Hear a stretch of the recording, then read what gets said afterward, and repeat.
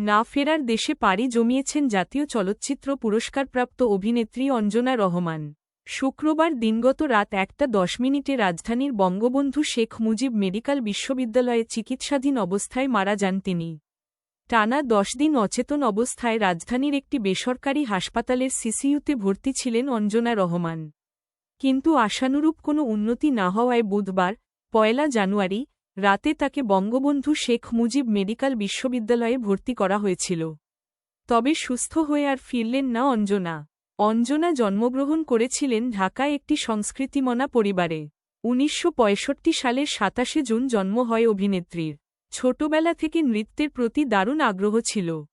বাবা মা তাকে ভারতে নৃত্য শেখার জন্য পাঠান। সেখানে তিনি ওস্তাদ বাবুরাজ হিরালালের অধীনে নাচের তালিম নেন এবং কত্থক নৃত্য শিখেন।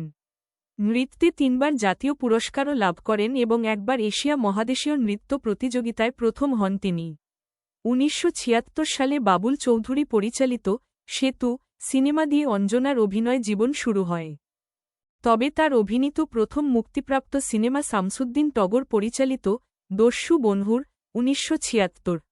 এরপর থেকে সাফল্যের সঙ্গে তিনি বিভিন্ন সিনেমায় অভিনয় করেন। তার অভিনীত বাংলা সিনেমাগুলোর মধ্যে উল্লেখযোগ্য হচ্ছে অশিক্ষিত, জিঞ্জির, আশার প্রদীপ, আশার আলো, আনারকলি, সুখে থাকো, সানাই, বউ কথা কও, অভিযান, রাম রহিম জোন, রূপালী সৈকতে, মোহনা, পরিণীতা ইত্যাদি। সুদীর্ঘ ক্যারিয়ারে অঞ্জনা 3 শতাধিক সিনেমায় অভিনয় করেছেন। শুধু বাংলাদেশই নয়, 9টি দেশের 13টি ভাষার সিনেমায় অভিনয় করেছেন তিনি।